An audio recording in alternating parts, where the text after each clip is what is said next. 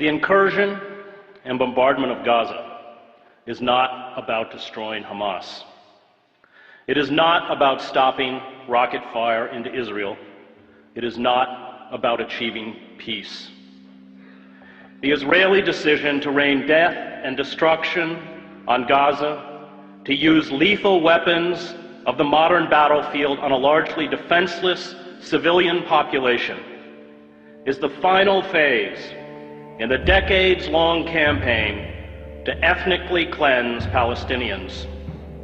The assault on Gaza is about creating squalid, lawless, and impoverished ghettos in the West Bank and Gaza, where life for Palestinians will be barely sustainable.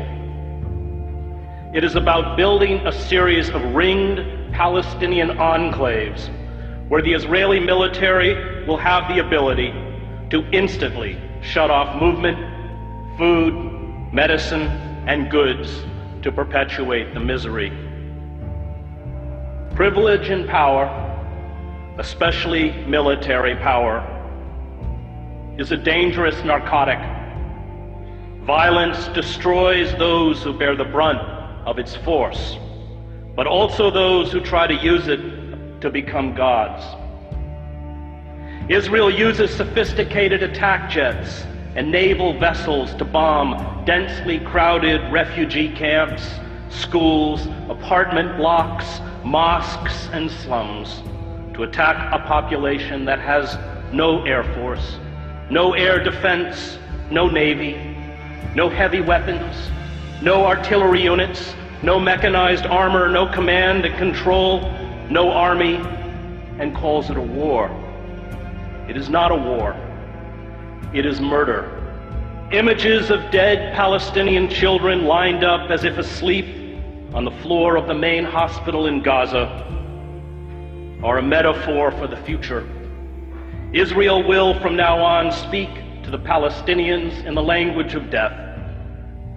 Those who orchestrate such sieges do not grasp the terrible rage born of long humiliation, indiscriminate violence, and abuse.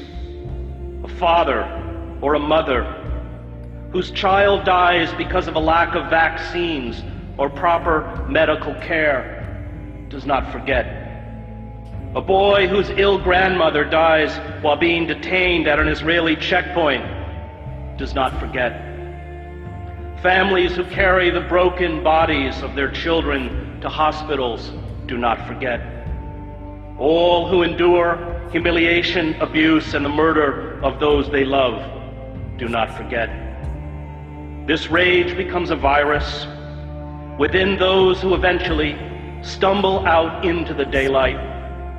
Is it any wonder that 71% of children interviewed at a school in Gaza recently said they wanted to be a martyr? The refusal by our political leaders, from Barack Obama to all but 5 members of Congress, to the major media, to speak out in defense of the rule of law and fundamental human rights exposes our cowardice and our hypocrisy. The public debate about the Gaza attack engages in the absurd pretense that it is Israel, not the Palestinians, whose security and dignity is being threatened. This blind defense of Israeli brutality towards the Palestinians is a betrayal of the memory of all those killed in other genocides in other times. The lesson of the Holocaust is not that Jews are special. It is not that Jews are unique. It is not that Jews are eternal victims. The lesson of the Holocaust is that when you have the capacity to halt genocide, and you do not, no matter who carries out that genocide or who it is directed against, you are culpable.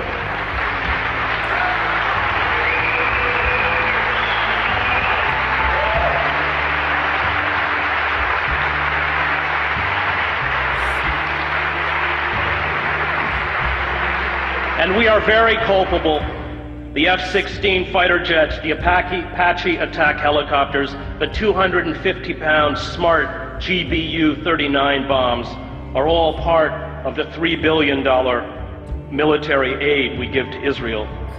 Palestinians are being killed tonight with American-made weapons. But perhaps our callous indifference to human suffering is to be expected. We, after all, kill women and children on an even vaster scale in Iraq and Afghanistan.